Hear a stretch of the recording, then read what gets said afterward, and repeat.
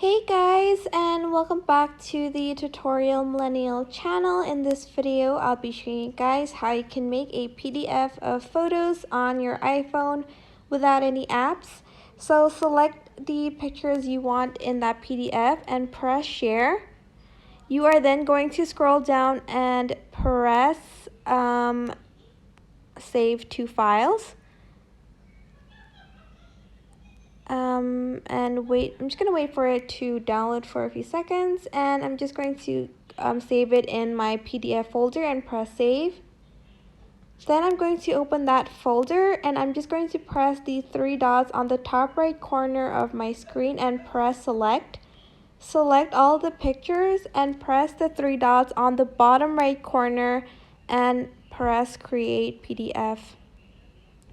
And now you have a PDF of your photos on files, and it'll be just created for you by the file app, and you don't even have to download any other apps to do this. And that is basically it. I hope this tutorial was helpful for you guys. Don't forget to like, comment, share, and also subscribe to this channel if you haven't done that. If you have any questions, just leave it in the comment section down below, and I will try my best to answer them all. Thank you so much for watching. Bye!